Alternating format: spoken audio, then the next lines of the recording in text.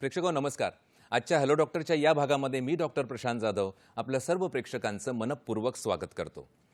मित्र, आरोग्य सेवा जेव्हा आपण म्हणतो ना, ती केवळ उपचाराची एक प्रक्रिया नसून ती मानवतेची एक पवित्र अशी साधनाच म्हणावी लागेल. ज्ञान आहे, कौशल्य आहे आणि सेवाभाव यांचा संगम जिथे घडतो तिथेच वैद्यकशास्त्राला एक नवीन दिशा मिळत असते. अशाच एका प्रेरणादायी आणि ऐतिहासिक अशा उपक्रमाचा आज आपण साक्षीदार इथे होणार आहोत. त्याबद्दल आपण चर्चा करणार आहोत. तोच विषय आज आपण निवडलेला आहे. आपला आजचा विषय आपण स्क्रीनवर पाहू शकता. आपला आजचा विषय आहे प्रॉक्टोकॉन 2026. प्रॉक्टोकॉन 2026 हा आजचा आपला विषय आहे. प्रॉक्टोकॉन 2026 त्याच्यासोबत प्रात्यक्षिक शल्यकर्म शिबिर व राष्ट्रीय परिसंवाद, शस्त्रकर्म शिबिर व राष्ट्रीय परिसंवाद. प्रॉक्टोकॉन 2026 राष्ट्रीय स्तरावरील सेमिनार आणि लाईव्ह सर्जरी वर्कशॉप हा आजचा आपला विषय आहे, ज्याचे आयोजन शल्यतंत्र विभाग, सायन आयुर्वेदिक महाविद्यालय मुंबई यांच्या वतीने 23 व 24 मार्च 2026 रोजी करण्यात आले होते. विशेष म्हणजे ऑपरेशन थिएटरमध्ये प्रत्यक्ष प्रवेशासह अगदी हँड ऑन एक्सपिरियन्स म्हणजेच हँड ऑन अनुभव आणि इंटिग्रेटिव्ह प्रॉक्टॉलॉजी याचा अद्वितीय संगम जर म्हटलं तर ते वावगं ठरणार नाही. आज आपल्यासोबत या भव्य उपक्रमाचे मान्यवर आयोजक उपस्थित आहेत आणि त्यांच्याकडून आपण त्याबद्दलची माहिती करून घेणार आहोत आणि मार्गदर्शनही घेणार आहोत. आज आपल्यासोबत इथे 2 तज्ज्ञ पाहुणे उपस्थित आहेत. पहिले आहेत डॉक्टर मयूर अमर पावसकर सर, आपले मनपूर्वक स्वागत आजच्या या कार्यक्रमामध्ये.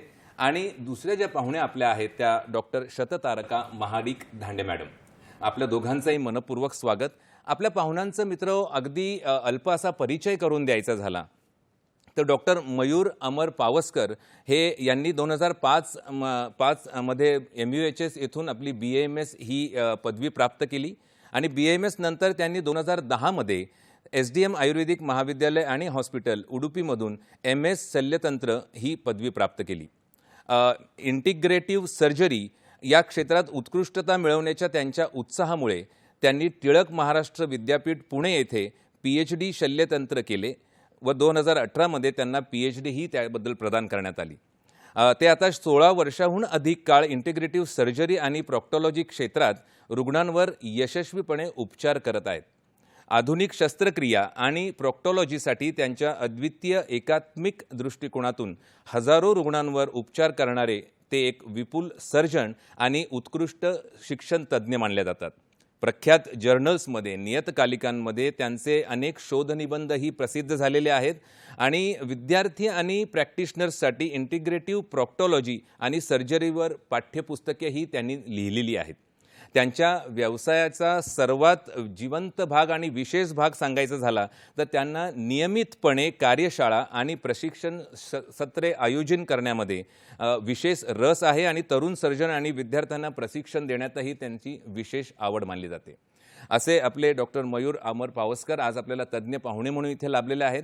त्याचसोबत दुसरे तज्ज्ञ पाहुणे जे आपल्यासोबत इथे विशेषतः आपल्याला मार्गदर्शन करण्यासाठी उपस्थित आहेत स्टुडिओमध्ये त्या डॉक्टर शततारका महाडिक धांडे मॅडम. आरे पोद्दार आयुर्वेदिक गव्हर्नमेंट कॉलेजमधून BAMS आणि MS शल्यतंत्र त्यांनी पूर्ण केले.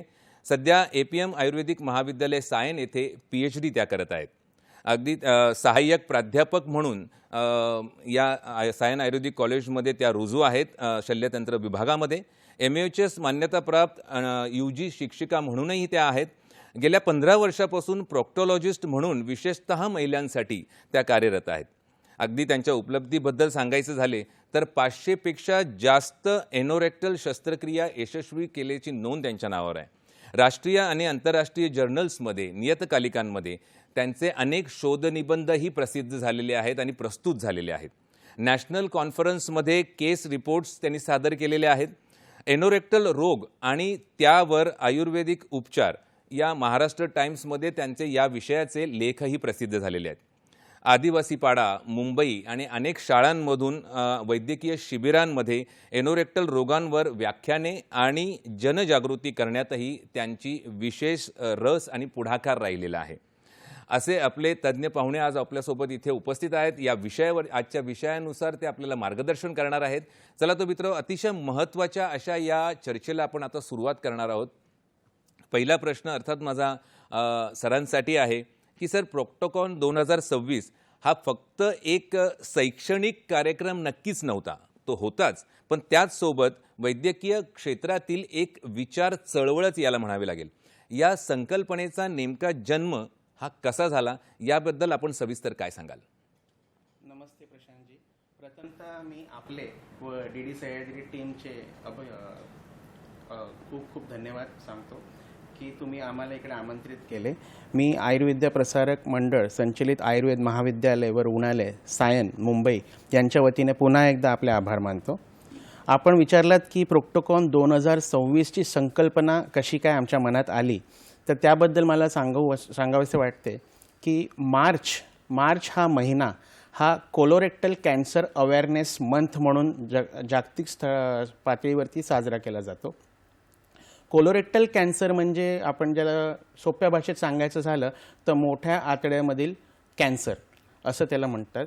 तर मोठ्या आतड्यातील कॅन्सर जेव्हा होतो तर त्यावेळेला त्याची जी लक्षणं असतात त्यांची आणि प्रोक्टोलॉजीची जी लक्षणं असतात ॲनोरेक्टल गुदगत विकारांची, ह्याच्यामध्ये फार साधर्म्य असते.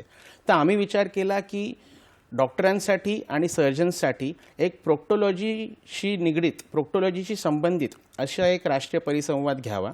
राष्ट्रीय परिसंवादाची संकल्पना अशी होती की त्यामध्ये BMS डॉक्टर्स, जनरल प्रॅक्टिशनर्स वगैरे असावेत आणि त्याच्याबरोबरच सर्जन्ससाठी काय करावं तर त्यांच्यासाठी आम्ही एक प्रात्यक्षिक कार्यशाळा ज्याच्यामध्ये लाईव्ह सर्जरी वर्कशॉप घ्यायचा प्लॅन केला आणि त्या हिशोबाने त्या अनुषंगाने प्रॉक्टोकॉन 2026चे आयोजन करण्यात आले. अतिशय महत्त्वाची असा उद्देश या कार्यक्रमामागचा आपल्याला दिसतो. मग सर, प्रॉक्टोकॉन या शब्दाचा नेमका अर्थ काय? प्रोक्टोकॉन हा शब्द जर तुम्ही फोडलात तर त्याच्यामध्ये प्रोक्टो आणि कॉन असे दोन शब्द येतात. प्रोक्टो म्हणजे प्रोक्टोलॉजी म्हणजे गुदगत विकार, गुदासंबंधीचे विकार, आणि कॉन म्हणजे कॉन्फरन्स.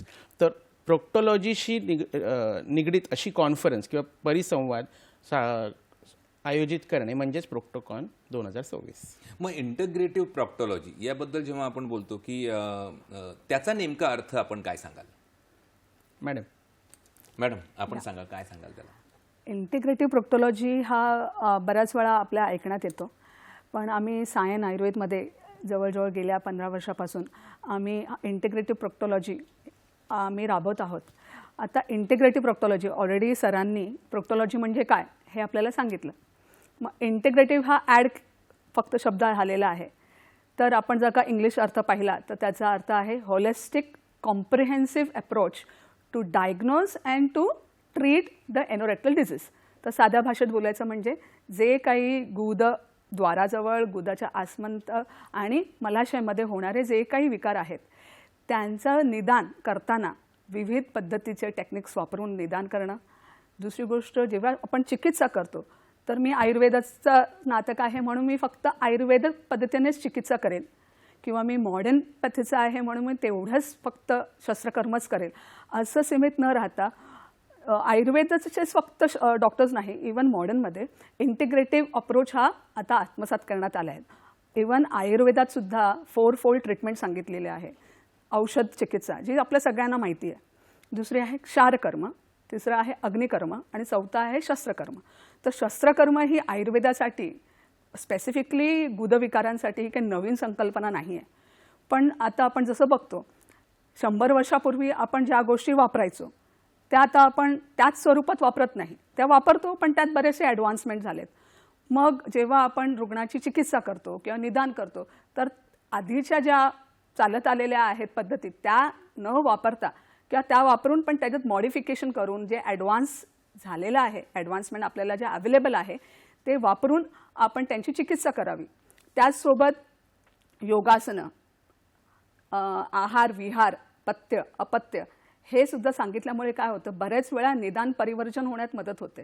आणि जे आपण शस्त्रकर्म, जे विविध प्रकारचे मॉडर्नमध्ये टेक्निक्स अवेलेबल झालेत, ते जर का आपण आपल्या रुग्णांसाठी वापरले तर काय होईल, रुग्ण व्याधीमुक्त तो होतोच आणि आपल्या दैनंदिन जे जीवन आहे त्यात रुजू होण्यात त्याला लवकरात लवकर होण्याची सोय होते. तर त्यामुळे एकच पद्धतीची चिकित्सा न करते इंटिग्रेटिव्ह प्रोक्टॉलॉजी ही चिकित्सा आपण आत्मसात करावी. अगदी इंटिग्रेटिव्ह प्रॉक्टॉलॉजी म्हणजे काय याबद्दलची जी सविस्तर माहिती दिली, अगदी सोप्या शब्दात आपण मला समजावून सांगितलं की नेमकं इंटिग्रेटिव्ह प्रॉक्टॉलॉजी म्हणजे नेमकं काय. सर, मी तुमच्याकडे येऊ इच्छितो की हा इव्हेंट नेमका कुठे आयोजित करण्यात आला होता? प्रोक्टोकॉन 2026 हा 2 दिवसीय आयुर्वेद प्रसारक मंडळाच्या आयुर्वेद कॉलेज व सेठ आर्वी हॉस्पिटल सायन मुंबई येथे आयोजित करण्यात आला. पहिल्या दिवशी आम्ही प्रात्यक्षिक शस्त्रकर्म शिबिर घेतले, त्यामुळे त्याचे आयोजन हे आमच्या ऑपरेशन थिएटरमध्येच करण्यात आले. आणि दुसऱ्या दिवशीचं जे परिसंवाद होता त्याच्यामध्ये आम्ही महाविद्यालयाच्या सभागृहात त्याचे आयोजन केले. अच्छा, मग त्याबद्दल तुम्ही महाविद्यालयाबद्दल आणि रुग्णालयाची काय साधारण माहिती द्याल आपल्याला या गोष्टीची?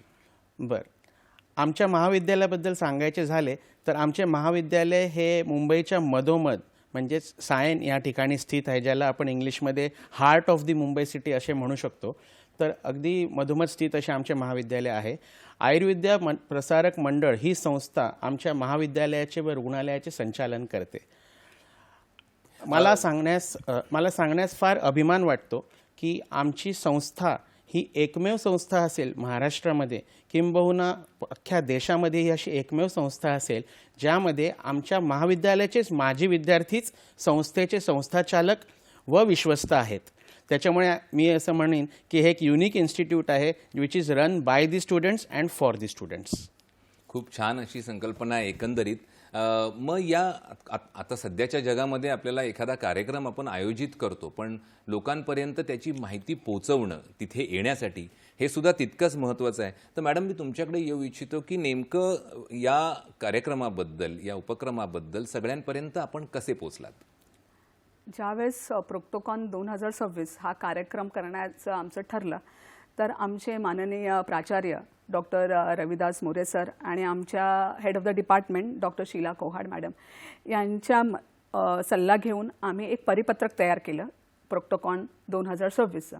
आणि हे परिपत्रक 9 मार्च रोजी विविध माध्यमातून प्रसारित करण्यात आलं. एवढंच नव्हे तर देशभरातील जे विविध आयुर्वेदिक कॉलेजेस आहेत, महाविद्यालय आहेत, त्यांना एक ऑफिशियल ईमेलद्वारा अपील करण्यात आलं की त्यांचे जे कोणी विद्यार्थी ह्या कॉन्फरन्समध्ये किंवा लाईव्ह वर्कशॉपमध्ये पार्टिसिपेट करू इच्छितात त्यांना आमची जी दिलेली लिंक आहे त्याच्यावर रजिस्ट्रेशन करण्यात यावं.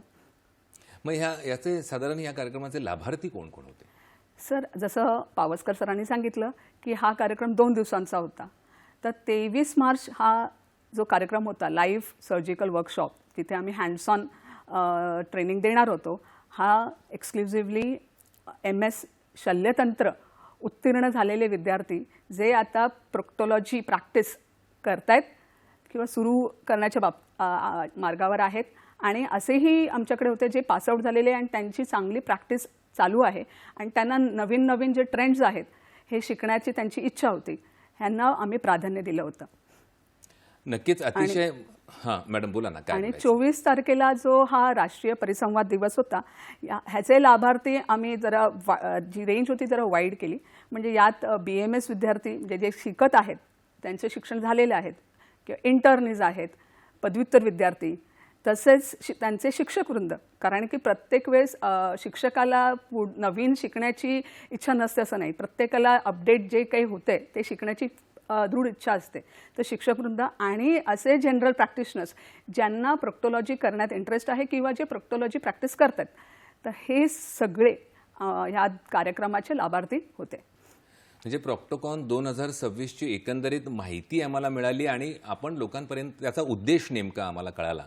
आणि लोकांपर्यंत आपण लाभार्थ्यांपर्यंत कसे पोहोचलात याच्याबद्दलची माहिती दिली. नक्कीच आपण पुढे आता याची निवड प्रक्रिया आणि एकंदरीत वेगवेगळे कंगोरे या विषयाचे उलगडणार आहोत.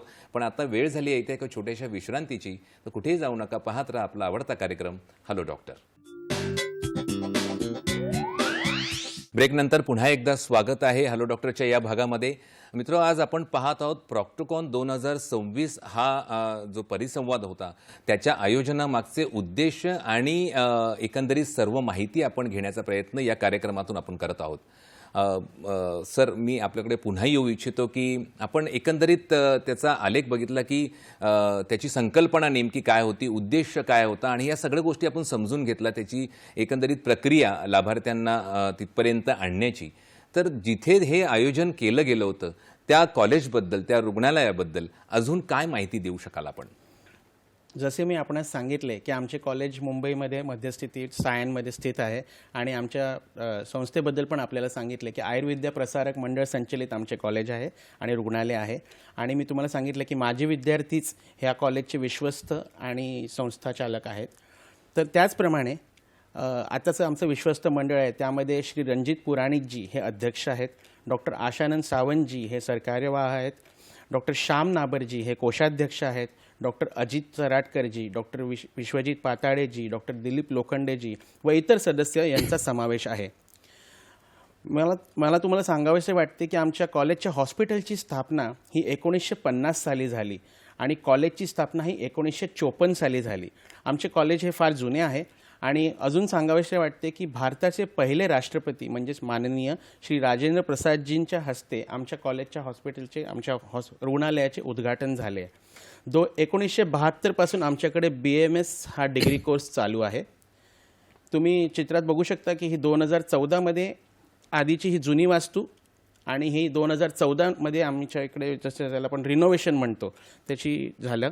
आणि आत्ताची जी वास्तू आहे 2026, तर तुम्ही पाहाल की आपल्या 2026 सुसज्ज महाविद्यालय व रुग्णालय आपल्याला दिसेल. सायन्स स्टेशनच्या अगदी बाजूला हे स्थित रुग्णालय आहे. वैशिष्ट्य सांगायची म्हटली कॉलेजची तर आमचे कॉलेज हे महाराष्ट्र शासन अनुदानित महाविद्यालय आहे. केंद्रीय प्रवेश प्रक्रियेनुसार फक्त गुणवत्तेवरच विद्यार्थ्यांना इथे प्रवेश मिळतो. कम्प्लिटली रॅगिंग फ्री कॅम्पस आहे. Admission is purely on merit basis आणि युनिव्हर्सिटी टॉपर्स आणि सब्जेक्ट टॉपर्स दरवर्षी आमच्या कॉलेजमधून येत असतात. आमच्याकडे 75ची इंटेक कॅपॅसिटी आहे. त्यापैकी 15 विद्यार्थी हे आर्थिकदृष्ट्या दुर्बल गटांसाठी आहे. आर्थिकदृष्ट्या दुर्बल गट जो असतो ते विद्यार्थ्यांसाठी आहे. आमच्याकडे पदव्युत्तर अभ्यासक्रम हा 6 विषयात सुरू आहे आणि 9 विषयामध्ये आमच्याकडे PhD अभ्यासक्रम सुरू आहे. रुग्णालयाबद्दल मला थोडंसं सांगावंसं वाटतं की आमचं जे रुग्णालय आहे ते 132 बेडचं चॅरिटेबल रुग्णालय आहे. त्यापैकी पण 20 बेड जे आहेत ते परत आर्थिकदृष्ट्या दुर्बल जो घटक असतो त्या रुग्णांसाठी राखीव आहेत. आणि अजून एक गोष्ट मला सांगावीशी वाटते की आमच्याकडे पर डे चार्जेस हे फक्त 175 रुपये आहे आणि या 175 रुपयामध्ये 1 वेळा चहा, 2 वेळेचा नाश्ता, 2 वेळेचे जेवण, डॉक्टरचं कन्सल्टेशन, त्याबरोबर नर्सिंग चार्जेस हे सगळं इन्क्लूड करून पण 175 रुपयाचे चार्जेस आहेत. आमच्याकडे special panchakarma, general panchakarma, sonography facility, operation theatre, दुर्बिणीद्वारे शस्त्रक्रिया, फेको मशीन आहे कॅटरॅक्ट सर्जरीसाठी. ऑपरेशन थिएटर पण आमचं वेल इक्विप्ड आहे. त्याच्यामध्ये सगळे मॉडर्न टेक्नॉलॉजीचे रिसेंट ॲडव्हान्सेस आहेत. ही थोडीफार माहिती मी तुम्हाला माझ्या रुग्णालयाबद्दल आणि महाविद्यालयाबद्दल दिली. नक्कीच इतक्या मोठ्या उपक्रमाचं आयोजन जेव्हा आपण करतो तेव्हा जिथे हे आयोजन केलं जातं त्याची एकंदरीत पायाभरणी ही मजबूत असावी लागते. त्याचा इतिहास तितका प्रगल्भ असावा लागतो जेणेकरून अशा मोठ्या कार्यक्रमांचं आयोजन यशस्वीरित्या आपल्याला करता येतं आणि तेच आपल्या बोलण्यातून आम्हाला नक्कीच जाणवलं. मॅडम, मी आपल्याकडे येऊ इच्छितो की पुन्हा आपण त्या निवड प्रक्रियात आपली झाली. मग ही निवड प्रक्रिया नेमकी कशी होती आणि एकूण संख्या साधारण किती होती लाभार्थ्यांची? जसं मी पहिला म्हटलं की प्रॉक्टोकॉन 2026 ह्या कार्यक्रमासाठी जे परिपत्रक आम्ही सादर केलं ते 9 मार्चला केलं आणि त्या लिंकवर स्पष्ट लिहिलेलं होतं की आम्ही 18 मार्चला ही लिंक बंद करणार. तर 23 मार्चसाठी जे लाईव्ह वर्कशॉप होतं त्याच्यासाठी आम्ही 10 डेलिगेट्स ही मर्यादा होती. पण आमच्या अपेक्षेपेक्षा उत्स्फूर्त असा प्रतिसाद आम्हाला मिळाला आणि ती रजिस्ट्रेशन आम्हाला काही तासात बंद करावी लागली, कारण की जवळजवळ 50हून अधिक आम्हाला ॲप्लिकेशन्स आले. पण हँड्स ऑन देताना जेव्हा आपण ऑपरेशन थिएटरमध्ये इतके डेलिगेट्स घेणं हे सुसंगत नाही आहे, तर त्यामुळे आम्ही ती रेस्ट्रिक्टेडच ठेवली. 10च डेलिगेटना आम्ही सिलेक्ट केलं. तर ती निवड प्रक्रिया खूपच कठीण होती ॲक्च्युली आमच्यासाठी. पण ही जे आम्हाला ॲप्लिकेशन्स आले हे फक्त महाराष्ट्रापुरते मर्यादित नव्हते, तर ते इतर राज्यातून पण आलेले होते, जसे कर्नाटक, आंध्र प्रदेश, राजस्थान, हरियाणा इत्यादी. त्यामुळे आम्ही महाराष्ट्रातल्या काही आणि इतर राज्यातून ज्यांनी इतका उत्स्फूर्त प्रतिसाद दिला तर त्यांना आम्ही निवडलं. दुसऱ्या दिवसाचा परिसंवाद होता, त्याची लिमिट आमची 100 डेलिगेट्स पुरतीच होती मर्यादित. पण जसा प्रतिसाद मिळत गेला तर जवळजवळ 250 ॲप्लिकेशन्स आम्हाला आले. मग आम्ही आमचे संस्थापक जे चालक आहेत त्यांना विचारून आणि आमच्या माननीय प्राचार्य डॉक्टर रवी मोरे सर यांना विचारून आम्ही ती 100ची जी आमचं ठरलेलं होतं मर्यादित ठेवावं ती आम्हाला 150पर्यंत न्यावी लागली. तर अशा प्रकारे परिसंवादाला आम्हाला 150 डेलिगेट्स निवडावे लागले 250हून अधिक आलेल्या ॲप्लिकेशन्समधून. पण जेव्हा आम्हाला इतर जे ॲप्लिकेशन्स आले तेव्हा त्यांना आम्ही असेच कार्यक्रम नियमितपणे करत राहणार आहोत आणि तेव्हा आम्ही त्यांना नक्की संधी देऊ हे असं आश्वासित केलं. नक्कीच जो प्रतिसाद आपल्याला एकंदरीत या उपक्रमाच्या निमित्ताने मिळाला त्यावरून या एकंदरीत जो उद्देश त्याचा मूळ उद्देश आहे तो साध्य होताना कुठेतरी आपल्याला दिसत होता, कारण प्रत्येकजण त्यामध्ये इंटरेस्टेड होता.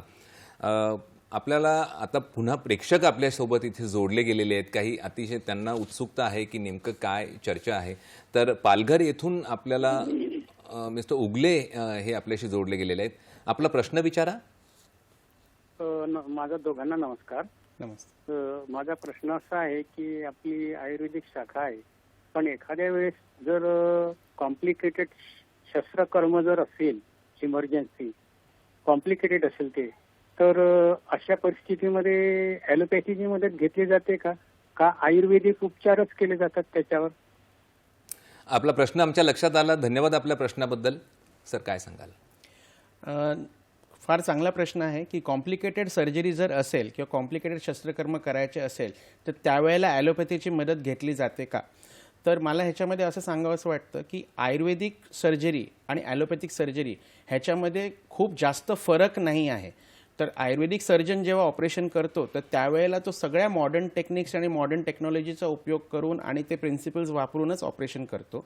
पण त्याच वेळेला जेव्हा कॉम्प्लिकेटेड सर्जरी असते किंवा कॉम्प्लिकेटेड केस असते त्यावेळेला नक्कीच एखाद्या सिनियर सर्जनचं किंवा ॲलोपॅथिक सर्जनचं किंवा सिनियर आयुर्वेदिक सर्जनचं मदत घेऊन त्या रुग्णाला बरं केलं जातं. नक्कीच एक आधुनिक उपचार पद्धती आणि ज्या पारंपरिक उपचार पद्धती आहेत, आयुर्वेदिक आहेत, अनेक आहेत, तर एकमेकांशी संलग्न असाच तो अप्रोच असतो आणि सर्वसमावेशक असा कुठेतरी त्याची एकंदरीत मांडणी असते अशा गोष्टींमध्ये. सर, हा उपक्रम नेमका कसा राबवण्यात आला याबद्दल आपण काय सांगाल? बरं, जसं मी आपल्याला सांगितले की हा उपक्रम 2 दिवसाचा होता. प्रोक्टोकॉन 2026 ह्या नावाखाली 2 उपक्रम राबवण्यात आले, एक 23 तारीख आणि एक 24 तारीख. जसं मॅडमनी सांगितलं की त्याची निवड प्रक्रिया कशी झाली आणि त्याच्यामध्ये आम्ही कशा प्रकारे डेलिगेट्सना चूज केलं. तर जो पहिल्या दिवशीचा उपक्रम होता तो ऑपरेशन थिएटरमध्येच झाला आणि दुसऱ्या दिवशीचा उपक्रम आमच्या सभागृहात झाला महाविद्यालयाच्या. आता जो पहिल्या दिवसाचा उपक्रम होता 23 मार्च, त्याच्या आदल्या दिवशी आम्ही रुग्णांना आमच्या हॉस्पिटलमध्ये ॲडमिट केले, त्यांची पूर्ण तपासणी झाली आणि दुसऱ्या दिवशी आम्ही 10 सर्जरीज केल्या आमच्या ऑपरेशन थिएटरमध्ये. तुम्ही पाहू शकता की सर्जरी सुरू करण्याआधी आम्ही इनॉग्रेशन ठेवले होते. इनॉग्रेशन हे OTमध्ये प्रवेश करण्याच्या आधी छोटासा कार्यक्रम ठेवला होता. त्यासाठी आमचे सरकारी वाहा डॉक्टर आशानंद सावंतजी, डॉक्टर रविदास मोरेजी, उपप्राचार्य डॉक्टर अनया पात्रीकर मॅडम आणि उपप्राचार्य व विभाग प्रमुख शल्यतंत्र डॉक्टर शीला कोहड मॅडम हे सगळे उपस्थित होते आणि अशा प्रकारे छोटासा इनॉग्रेशनचा कार्यक्रम ठेवला. धन्वंतरी पूजन केले आणि हे धन्वंतरी पूजन झाल्यानंतर एक ऑपरेशनमध्ये एंट्री करताना हे आमचे भूलतज्ञ दिसत आहेत तुम्हाला, डॉक्टर सुदर्शन सोमानी. हे आमची बॅकबोन आहे, कारण की शस्त्रक्रिया करायची म्हटली तर आपल्याला ॲनेस्थेटिस्ट हा भक्कम आणि चांगला लागतो. तर सर आम्हाला नेहमी ॲनेस्थेशियाच्या बाबतीत मदत करतात, तर त्यांच्या हस्ते पण आम्ही हे इनॉग्रेशन ठेवलं होतं. त्यानंतर डेलिगेट्सना जे 10 डेलिगेट्स आमचे होते, म्हणजे मी सर्जन्स म्हणेन, जे 10 सर्जन्स विविध राज्यातनं, मॅडमनी सांगितलं की हरियाणा, दिल्ली, कर्नाटक, आंध्र प्रदेश, ह्या सगळ्या 10 सर्जन्सचे आम्ही स्वागत केले. त्यांना किट्स देण्यात आले कॉन्फरन्सचे. 10 केसेस ज्या होत्या त्या रँडमली डिस्ट्रीब्यूट केल्या गेल्या, म्हणजे कुठेही बायस वाटू नये, तर रँडमली केसेस डिस्ट्रीब्यूट करण्यात आल्या. केसेस ह्या कारणासाठी डिस्ट्रीब्यूट करण्यात आल्या कारण की जेव्हा सर्जरी होत होती त्यावेळेला आम्ही 10च्या 10 सर्जन्सना ओटीमध्ये घेतलं. तुम्ही पाहू शकता चित्रामध्ये की 10 सर्जन्स ओटीमध्ये एकत्र आहेत, पण ज्याला जी चिठ्ठी मिळाली आहे त्या केसला त्याला सहाय्य करण्यास मिळाले. म्हणजे मेन सर्जन असेल आणि त्याच्याबरोबर जो सर्जन बाहेरनं शिकण्यासाठी आला आहे तो त्याच्याबरोबर त्या शस्त्रक्रियेमध्ये सहभाग घेत होता आणि एखाद दुसरी इम्पॉर्टंट स्टेप त्याला करण्यासुद्धा दिली गेली. 2 सर्जरीमध्ये वेळ असतो की एक पेशंट जेव्हा बाहेर शिफ्ट करतात आणि दुसरा पेशंट परत आत घेतात, तर त्यावेळेला एक 10 मिनिटाचा 15 मिनिटाचा असा वेळ असतो. तर त्यावेळेला सुद्धा आमच्या ऑपरेशन थिएटरच्या बाजूलाच एक कॉन्फरन्स रूमसारखी आहे, तर त्यामध्ये आम्ही सगळ्या सर्जन्सना बसवून त्यांचे काही डाऊट्स असतील तर त्यांचे शंका निरसनचे आम्ही सेशन्स ठेवले. प्रात्यक्षिक शिबिर संपल्यानंतर प्रत्येकाला सर्टिफिकेट देण्यात आले. त्या सर्टिफिकेटमध्ये त्यांनी प्रशिक्षण घेतले असे नमूद केलेले होते आणि अशा प्रकारे हा पहिल्या दिवशीचा कार्यक्रम पार पडला. त्याच्याबरोबरच आम्ही फीडबॅक्स घेतले. तिथल्या डेलिगेट्सचे जे सर्जन झालेले त्यांचे फीडबॅक्स घेतले. हे काही फीडबॅक्सचे नमुने मी आपल्यासमोर सादर केलेले आहेत. त्या फीडबॅक्समध्ये जर शॉर्टमध्ये सांगायचं म्हटलं तर प्रत्येकाचं म्हणणं हेच होतं की हा एक नवीन प्रकारचा कार्यक्रम होता. बऱ्याच ठिकाणी अशा प्रकारे कार्यक्रम घेतले जातात की थेट प्रक्षेपण केलं जातं एका मोठ्या हॉलमध्ये आणि सगळे बसून बघतात, पण सर्जन्सना ओटीमध्ये घेतलं आणि ते केलं, ते सगळ्यांना आवडलं. आणि जी व्हेरायटी ऑफ केसेस होती, मला सांगायला आवडेल प्रशांतजी की आम्ही ह्या केसेस निवडताना सुद्धा अशा प्रकारे केसेस निवडल्या की त्या 10 सर्जन्सना व्हेरायटी आणि रिसंट टेक्नॉलॉजी म्हणजे लेझर झालं, रेडिओ फ्रिक्वेन्सी झाली, स्टेपलर्स झाले, प्रत्येक प्रकारच्या टेक्निक्स त्यांना बघायला मिळाल्या एका दिवसात. नक्कीच अतिशय स्तुत्य असा एकंदरीत उपक्रम आपल्याला एकंदरीत आपल्या माहितीवरून लक्षात येतोय. मग सर, ऑपरेशन थिएटरमध्ये जे आपण प्रवेश घेऊन हँड ऑन अनुभव एक्सपिरियन्स घेण्याचं जे उपलब्ध करून दिली होती सेवा, तर ही अतिशय खरंच म्हणायला गेलं तर एक धाडसी आणि अभिनव अशी संकल्पना होती. याच्याबद्दलची पण आम्हाला माहिती द्या आणि यामागचा नेमका शैक्षणिक हेतू काय होता याबद्दलही सांगा. सर, काय सांगाल? नक्कीच प्रशांतजी, मी याच्याबद्दल 2 शब्द बोलीन. खरं तर आमच्या डोक्यामध्ये असं होतं की म्हणजे जनरली अख्ख्या जगामध्ये असंच दाखवलं जातं की एका ठिकाणी ऑपरेशन होतं आणि तिकडनं कॅमेरामार्फत आणि केबल्समार्फत एका मोठ्या ऑडिटोरियममध्ये रिले केलं जातं. कुठेही सर्जन्सना ऑपरेशन थिएटरमध्ये प्रवेश देऊन आपल्या पेशंटवरती त्यांना असिस्ट करायला देत नाहीत. पण आमचे principal doctor Ravidas More sir ह्यांनी ही संकल्पना आम्हाला सांगितली की नाही, आपण काहीतरी वेगळं करावं. आणि त्यांनी आमच्या संस्था चालकांशी पण डिस्कस केली ही गोष्ट की असं करता येईल का. म्हणून आम्ही ती संख्या लिमिटेड ठेवली 10 जणांची, कारण की ऑपरेशन थिएटरमध्ये जास्त जणांना घेणं पण शक्य होत नाही. आणि आम्ही असा विचार केला की ऑपरेशन्स बघणे आणि ऑपरेशन्स करणे ह्याच्यामध्ये फार फरक आहे. जेव्हा एखादा सर्जन स्वतःहून 1-2 इम्पॉर्टंट स्टेप्स करतो आणि आपल्या डोळ्यांनी जवळनं पेशंटच्या समोर आणि पेशंटला ऑपरेट करताना पाहतो, त्यावेळेला त्याचं कॉन्फिडन्स आणि त्याचं ट्रेनिंग हे नेक्स्ट लेवलचं असतं, जे आपल्याला फक्त व्हिडिओज बघून किंवा सेमिनार्समध्ये ते मिळत नाहीत. ही संकल्पना त्याच्या मागे होती आणि मला सपोर्ट मिळाला आमच्या संस्था चालकांचा आणि प्रिन्सिपल सरांचा आणि आमच्या विभाग प्रमुख मॅडमचा आणि माळिक मॅडमचा सुद्धा, आणि आम्ही ही संकल्पना राबवली. मग इतका धाडसी निर्णय उपक्रम जो आपण राबवला आणि हँड ऑन एक्सपिरियन्स, आणि इतर ठिकाणी नक्कीच लाईव्ह दाखवलं जातं, पण इथे त्यांना प्रत्यक्षात ऑपरेशन थिएटरमध्ये उपस्थित राहण्याचा, मग ह्या सगळ्या सर्जन्सचा तिथल्या लाभार्थ्यांचा नेमका फीडबॅक काय होता? जसं मी तुम्हाला मगाशी दाखवलं की ते फीडबॅक्सचे जे हे होते, तर त्या फीडबॅक्समध्ये त्यांनी तेच सांगितलं की सर, आम्हाला असं वाटतं की आम्ही काहीतरी एका दिवसामध्ये इतकं सगळं ज्ञान घेऊन चाललो आहे. एक गोष्ट, कारण की आम्ही 10 वेगवेगळ्या सर्जरीज दाखवल्या. दुसरी गोष्ट, त्यांना त्या इम्पॉर्टंट स्टेप्स करायला मिळाल्या. आणि आपल्या पेशंटवरती दुसऱ्याला ऑपरेट करायला देणं हा धाडसी निर्णय नक्कीच होता, पण आम्ही त्याची काळजी घेतली की त्यांना कंप्लीट केस न करून देता आम्हाला असिस्ट करायला दिलं. आम्हाला असिस्ट करायला सांगितलं आणि त्यामुळे ते सगळे डेलिगेट्स खूप खुश होते. डेलिगेट्स नाही, सर्जन्स होते, ते फार खुश होते. नक्कीच अतिशय स्तुत्य अशी ही गोष्ट आहे आणि फीडबॅक चांगला आला की आपल्यालाही कुठेतरी आपल्याला केलेल्या कष्टाचं कुठेतरी चांगलं फळ मिळतंय याचीही जाणीव व्हायला लागते. मॅडम, मी आपल्याकडे येऊ इच्छितो की 24 मार्चला जो राष्ट्रीय परिसंवाद झाला त्याबद्दल आपण एकंदरीत सविस्तर काय माहिती द्याल? 24 मार्चला प्रोक्टोकॉन 2026च्या मार्फत आम्ही राष्ट्रीय परिसंवाद हा आयोजित केला होता. ह्या परिसंवादाला जसं आधी मी म्हटलं त्याप्रमाणे 150 डेलिगेट्स होते. त्यासोबत आमच्या महाविद्यालयातील ही विद्यार्थी त्या हॉलमध्ये उपस्थित होते आणि ह्या परिसंवादाला गुदविकार आणि त्याची चिकित्सा या संदर्भातील जे मुख्य विषय असतात त्या विषयांवरती तज्ज्ञ वक्ते त्यांचे आम्ही 10 असे व्याख्याने आयोजित करण्यात आले. अतिशय स्तुत्य. पुन्हा प्रेक्षक आपल्याशी जोडले गेलेले आहेत. आपल्या एकंदरीत चर्चेमध्ये प्रेक्षकांचा सहभागी अतिशय उत्स्फूर्त आपल्याला मिळतोय. रुपेशजी गुजराती हे सिन्नरहून आपल्याशी जोडले गेलेले आहेत. रुपेशजी आपला प्रश्न विचारा. प्रोटोकॉल 26 गुजराती बोलतो मी, सिन्नर जिल्हा नाशिक. हां, बोला. माझा प्रश्न आहे की प्रोटोकॉल 2026 हा जो कार्यक्रम आपण आयोजित केला, आपण जे बाहेरच्या जिल्ह्याचे जे सामान्य प्रॅक्टिशनर आहे आयुर्वेद मधले, त्यांना जर याचं पुन्हा जॉईन व्हायचं असेल किंवा याचं काय सदस्यत्व वगैरे असेल तर त्याबद्दल थोडीशी डिटेल सांगा ना. आपला प्रश्नांचा ओघ आम्हाला लक्षात आलेला आहे. धन्यवाद आपल्या प्रश्नाबद्दल. आपण उत्तर घेऊया. काय सांगाल?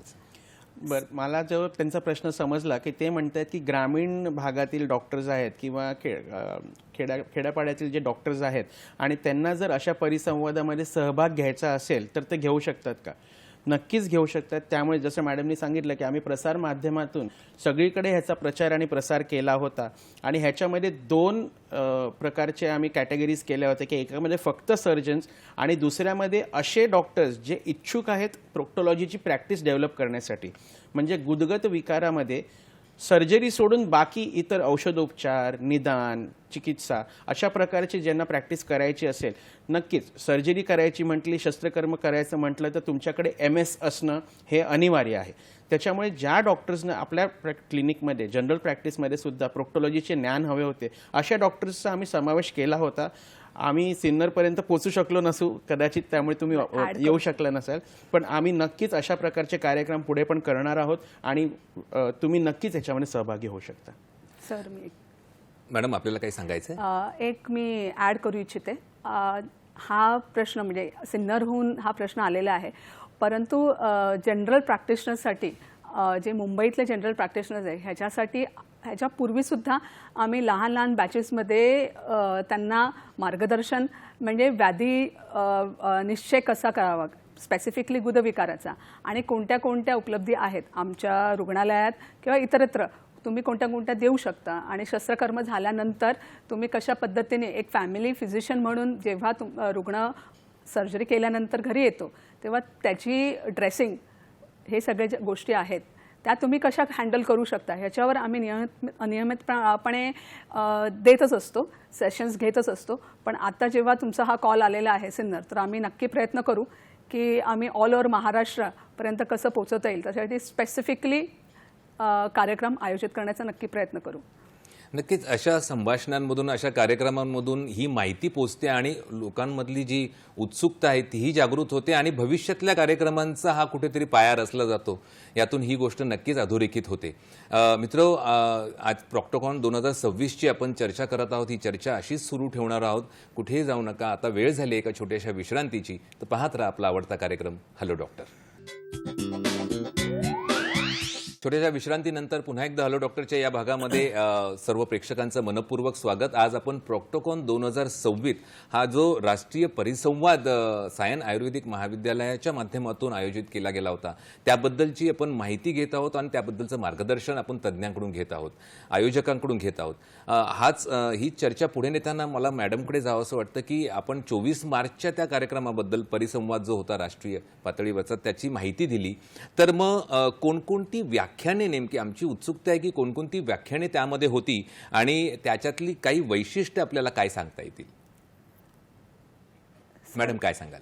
कार्यक्रमाचे आमच्या प्रथेनुसार प्रत्येक कार्यक्रम जेव्हा सुरू होतो तेव्हा इनॉग्रेशन करताना आम्ही भगवान धन्वंतरी यांचे पूजन करतो आणि हे इनॉग्रेशन आमचे एक श्रेष्ठ असे आयुर्वेद तज्ज्ञ डॉक्टर राजन पाटणकर सर आणि आमच्या उपप्राचार्या अनया पात्रेकर मॅडम यांच्या हस्ते झालं आणि त्यानंतर लगेचच व्याख्यानं सुरू झाले. तर व्याख्याने ही 10 होती, परंतु सुरुवात बेसिक म्हणजे A to Z अशी व्याख्यानं आम्ही आयोजित करण्याचा प्रयत्न केला. तर सर्वात प्रथम जे व्याख्यान होतं हे गुद भागाची जी रचना असते आणि त्याचे जे कार्य असतं, म्हणजे जे ॲनाटॉमी आणि फिजिओलॉजीचे जे अप्लाइड आस्पेक्ट्स असतात त्याच्यावर पहिलं व्याख्यान आयोजित करण्यात आलं. आता बऱ्याच वेळा एक स्टुडंट म्हणून सुद्धा हे गोष्ट स्टुडंट ओव्हरलुक करतात की ॲनाटॉमी आणि फिजिओलॉजी आम्ही फर्स्ट इयरला शिकलेलो आहोत, पण जेव्हा तुम्हाला व्याधीचं निदान करायचं आहे आणि पुढे जाऊन त्याचं शस्त्रकर्म करायचं आहे तेव्हा तुम्हाला त्या भागाची रचना आणि फिजिओलॉजी म्हणजे ॲनाटॉमी आणि फिजिओलॉजी ह्याचे ज्ञान असणं खूप गरजेचं आहे. पुढे जाऊन सर्जरी करायला सगळ्यांनाच आवडतं, पण व्याधीचं निदान करण्यासाठी कौशल्य आपल्याला लागतं. तर त्याच्यासाठी हिस्ट्री टेकिंग आणि लोकल एक्झामिनेशन याकरता आम्ही डॉक्टर प्रवीण गोरे जैन हे प्रख्यात कोलोरेक्टल सर्जन आहेत, तर त्यांच्याकडून आम्ही हे व्याख्यान त्यांनी आम्हाला सगळ्या वक्ता जे आलेले डेलिगेट्स आहेत त्यांना दिलं. तर history taking is a skill, कारण हा जो व्याधी आहे हा बऱ्याच पेशंटला खूप लाजिरवाणा असतो सांगताना आणि चेकिंग करताना सुद्धा. तर पेशंटची हिस्ट्री घेत असतानाच त्याला त्याचं छान कसं पद्धतीने काउन्सिलिंग करावं जेणेकरून त्याचा आपल्यावर कॉन्फिडन्स बिल्डअप होतो आणि आपल्याला तो जे काही त्याची लक्षणं आहे त्याबद्दल व्यवस्थित सांगतो आणि मग व्याधीचं निदान करणं आणि मग पुढे चिकित्सा करणं हे सोपं होतं. पुढे जाऊन जसे आधीच आपण म्हटले विविध जे गुदविकार आहेत, पाईल्स, फिशर, फिस्ट्युला, पायनोइडल सायनस यावरचे जे आयुर्वेदिक उपचार तसंच जे रिसंट ॲडव्हान्सेस आहेत ह्याच्यावर निरनिराळ्या प्रख्यात जे वक्ते होते त्यांनी त्यांचं व्याख्यान दिलं. त्यासोबतच आजकाल डे केअर सर्जरी हा कॉन्सेप्ट खूप रुजू झालेला आहे. तर ऑपरेशन झाल्यानंतर पेशंट लगेच डिस्चार्ज होऊन घरी जातो, तर त्यानंतर जी शस्त्रक्रिया केल्यानंतर जे व्रण निर्माण होतं, आपण त्याला शस्त्रकृत व्रण म्हणू, त्याची चिकित्सा म्हणजे त्याचं ड्रेसिंग कसं करावं, पोस्ट ऑपरेटिव्ह वुंड केअर कसं असायला पाहिजे त्याच्याबद्दलसुद्धा उत्तम असं एक व्याख्यान आयोजित करण्यात आलं. ह्याच्यासोबत मी सांगेल फोकस अजून एक आमचा होता की ज्या स्त्री वर्ग आहे, प्रामुख्याने ज्या गर्भिणी आहेत आणि सुतिका अवस्थेत, त्या अवस्थेमध्ये होणारे गुदविकार, त्यांची लक्षणे आणि त्यांची चिकित्सा टप्प्याटप्प्याने कशी करता येईल हे एक. आणि शेवटला आमचे श्रेष्ठ आणि ज्येष्ठ असे surgeon doctor Sunil Vaze sir यांचं क्लिनिकल एक्सपिरियन्सेस, त्यांचा जो जवळजवळ 45 वर्षांचा जो क्लिनिकल एक्सपिरियन्स आहे त्यातून आलेले त्यांचे जे वर्ड्स ऑफ विजडम म्हणू असं एक व्याख्यान आयोजित केलं होतं. त्यात त्यांनी जे आलेले डेलिगेट्स आहेत त्यांना खूप महत्त्वाच्या सूचना दिल्या, ज्या अशा होत्या की तुम्ही एथिकल सर्जिकल प्रॅक्टिसेस करा. दुसरं, तुमचा जो रुग्ण आहे हा तुमचा पुत्र आहे ह्याप्रमाणे त्याची ट्रीटमेंट असली पाहिजे. तर मी म्हणेल की ते असे वर्ड्स ऑफ विजडम आणि क्लिनिकल एक्सपिरियन्सेस सरांनी शेअर केले आणि ते बहुतेक सगळ्या डेलिगेट्सना हा सर्वात आवडलेलं व्याख्यान होतं. खूप छान पद्धतीने आपण एकंदरीत सविस्तर या गोष्टीची माहिती दिली की नेमकी व्याख्याने कोणती होती, त्यांची वैशिष्ट्ये आम्हाला समजावून सांगितली आणि अगदी महत्त्वाचा जो संदेश त्याच्यामध्ये लपलेला होता की प्रत्येक रुग्ण हा आपल्या घरातला आपला स्वतःचा नातेवाईक आहे किंवा आपला पुत्र आहे किंवा आपला मुलगा आहे, अशा हिशोबाने त्याला ट्रीट करणं, याच्यातून एक संवेदनशीलता कुठेतरी एकंदरीत विषयाची आपल्याला अधोरेखित इथे होते. मग मॅडम, सहभागी झालेले जे डॉक्टर आहेत ते परिसंवाद झाल्यानंतर, त्यांनी लेक्चर्स ऐकल्यानंतर काही शंका प्रत्येकाच्या मनामध्ये उद्भवतात, तर मग या शंकेचं निरसन करण्यासाठी काही विशेष सत्र असं आपण आयोजन केलं होतं का? निश्चित, कारण फक्त लेक्चर्स अरेंज करणं म्हणजे it is one way traffic, right. तर ते नुसतं न ठेवता जे आमचे आलेले वक्ते होते, जसे वझे सर, आता मी सांगितलं, गोरे सर, नंतर doctor Rahul Baweskar sir, doctor Dnyaneshwar Chavan, doctor Shubhangi Badole, doctor Kolarkar madam, Pradnya Kapse madam ह्या आणि आमचे स्वतःचे डॉक्टर गायकर आणि डॉक्टर पटाई सर, हे सगळ्यांचं आम्ही एक पॅनल डिस्कशन म्हणून ठेवलं. आणि पॅनल डिस्कशन जाहीर करण्याच्या आधी आम्ही जे डेलिगेट्स आहेत त्यांना त्यांचे जे काही प्रश्न असतील, शंका असतील, त्यांच्या रेग्युलर प्रॅक्टिसमध्ये त्यांना येणाऱ्या ज्या अडचणी आहेत, ह्या सगळ्या जे प्रश्न आहेत हे आम्हाला देण्यास सांगितलं त्यांना. आणि त्याच्यावर मग जो आमचा हा पॅनल होता त्यांनी त्यांच्या जितके जमेल तितके त्या निर्धारित वेळेत आम्हाला जितकं उत्तम पद्धतीने त्यांना उत्तर देता आलं हे आम्ही देण्याचा प्रयत्न केला, जेणेकरून त्यांचे शंका निरसन झालं आणि त्यांना योग्य मार्गदर्शन मिळालं. म्हणजे फक्त माहिती न देता त्या माहितीनुसार जी काही शंका मनामध्ये निर्माण झाली त्याचंही निरसन कुठेतरी या माध्यमातून करण्यात आलं, ही खरोखर महत्त्वाची गोष्ट आहे. मग मॅडम, या परिसंवादासाठी जे डॉक्टर्स आले होते, जे लाभार्थी आले होते, त्यांचा नेमका फीडबॅक काय होता याचा अभ्यास तर आपण केला असेल? हो सर. तो काय होता?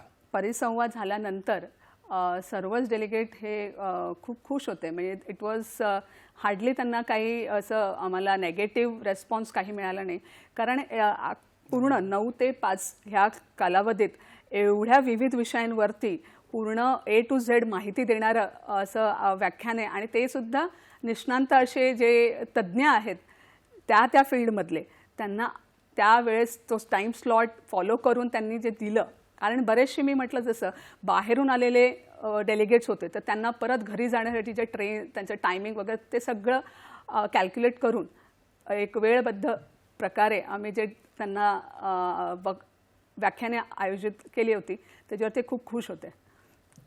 नक्कीच अशा उपक्रम राबवताना नक्कीच एक मोठी जबाबदारी असते आणि या जबाबदारीचं चीज ज्याला आपण म्हणतो फलित जे आहे ते अशा फीडबॅक जेव्हा आपल्याला सकारात्मक मिळतात त्यातून कुठेतरी आपल्यालाही पुढच्या भविष्यातील कार्यक्रमांची पायाभरणी करण्यामध्ये आपल्याला आणि विचार करण्यामध्ये, एकंदरीत आयोजन करण्यामध्ये मदत होते. सर, मी आपल्याकडे येऊ इच्छितो की संस्थेतर्फे रुग्णांसाठी इतर अजून कोणकोणते उपक्रम आपले राबवले जातात याबद्दल आपण काय सांगता? आम्ही बरेच उपक्रम राबवतो संस्थेतर्फे. आता नुकतंच आम्ही 2 महिन्यापूर्वीच एक मोठं भव्य असं परिसंवाद घेतला होता ज्याचे नाव नक्की सर, या प्रश्नाचं उत्तर आपण घेऊया, पण आता प्रेक्षक आपल्याशी जोडले गेलेले आहेत. सतीशजी कुलकर्णी हे गिरगावहून आपल्याशी जोडले गेलेले आहेत. सतीशजी, आपला प्रश्न विचारा. आपलं स्वागत आहे. गुदद्वाराच्या कॅन्सरसाठी काही ट्रीटमेंट आयुर्वेदिक आहे का? आपला प्रश्न आम्हाला लक्षात आलेला आहे. धन्यवाद आपल्या प्रश्नाबद्दल, आपण सहभागी झाल्याबद्दल. सर, काय सांगाल? मग नंतर आपण मूळ प्रश्नावर येऊया. गुदद्वाराचा कॅन्सर जर झालेला असेल तर सगळ्यात पहिलं त्या कॅन्सरचं निदान करणे गरजेचं आहे. कारण कॅन्सरच्या सुद्धा निरनिराळ्या व्हेरायटी असतात की कोणत्या प्रकारचा कॅन्सर आहे हे प्रॉपर ऑन्कोसर्जनकडनं किंवा ऑन्कोलॉजिस्टकडनं त्याचं निदान करणे फार गरजेचं आहे. आयुर्वेदिक उपचार म्हणाल तर फक्त आयुर्वेदिक उपचारांनी कॅन्सर बरा होणं फार डिफिकल्ट असतं. कारण की इकडे जसं इंटिग्रेटिव्ह अप्रोच मॅडमनी मगाशी सांगितलं, इंटिग्रेटिव्ह अप्रोच हा फार महत्त्वाचा असतो. तर त्याचबरोबर दोन्ही संमिश्र चिकित्सा पद्धतीचा वापर करून, म्हणजे काही ठिकाणी आयुर्वेदाचा अपर हँड असतो, काही ठिकाणी ॲलोपॅथीचा अपर हँड असतो, तर अशा प्रकारे चिकित्सा करून कॅन्सरचा नक्कीच उपचार केला जाऊ शकतो. नक्कीच सर, आपण धन्यवाद आपल्या प्रश्नाबद्दल सतीशजी. कारण अशा प्रेक्षकांच्या प्रश्नातूनच ना त्याचे या विषयाचे कुठेतरी राहून गेलेले कंगोरेही उलगडले जातात. नक्कीच धन्यवाद आपल्या सहभागाबद्दल. सर, आपण होतो की याच्या व्यतिरिक्त अजून कोण आपल्या संस्थेतर्फे रुग्णांसाठी इतर कोणकोणत्या गोष्टी राबवल्या जातात?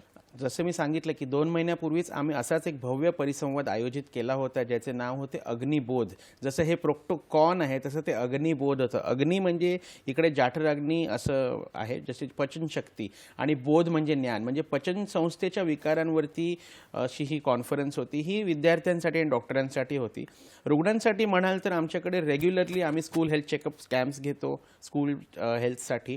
त्याचबरोबर जनजागृती अभियानाअंतर्गत आम्ही रुग्णांसाठी मार्गदर्शनपर शिबिर आणि मोफत चिकित्सा शिबिरसुद्धा घेत असतो रेग्युलरली.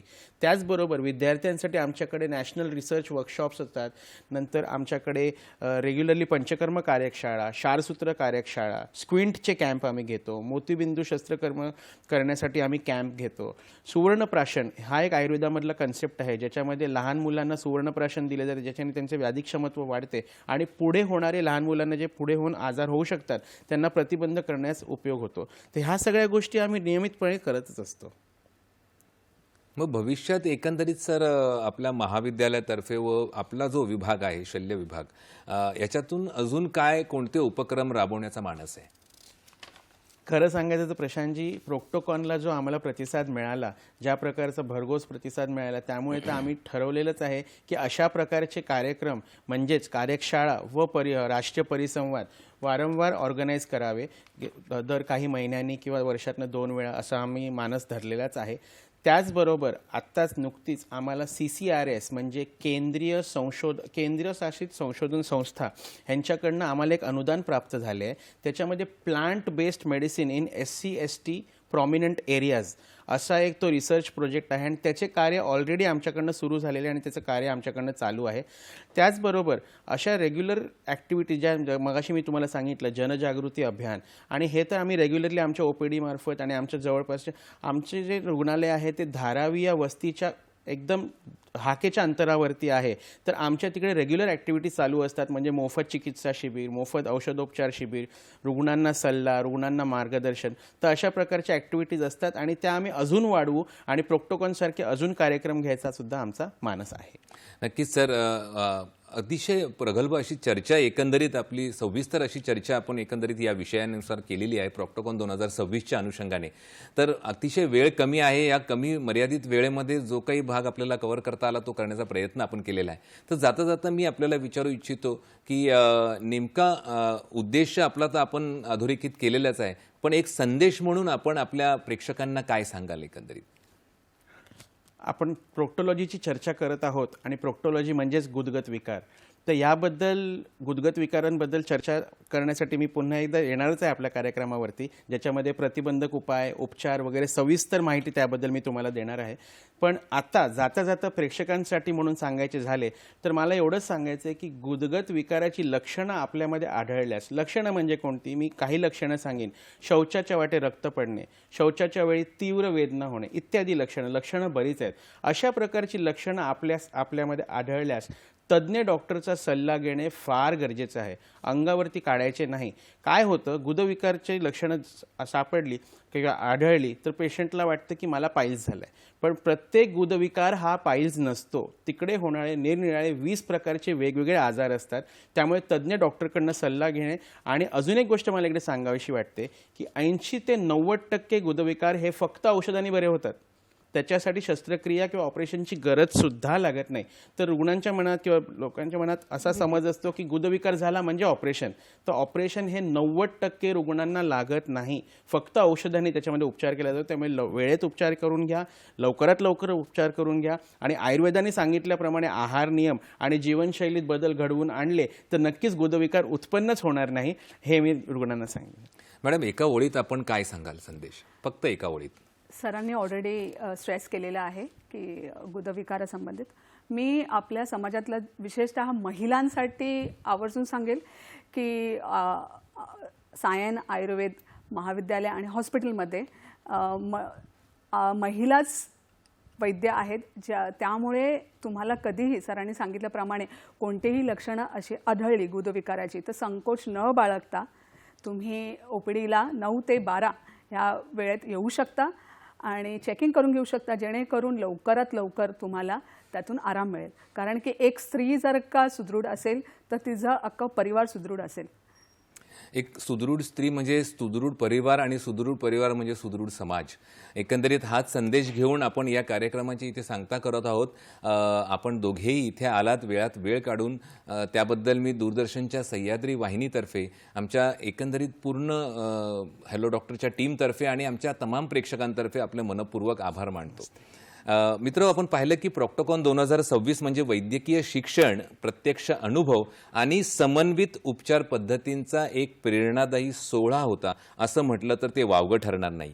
या भव्य आयोजनासाठी शल्यतंत्र विभागाचे अगदी मनपूर्वक अभिनंदन आम्ही करतो. आणि नक्कीच मित्र, पुढे आपण हॅलो डॉक्टरच्या नवीन भागामध्ये भेटूया, नवीन तज्ज्ञांसोबत, नवीन विषयासह. तोपर्यंत स्वस्थ रहा, मस्त रहा, आनंदी रहा. नमस्कार.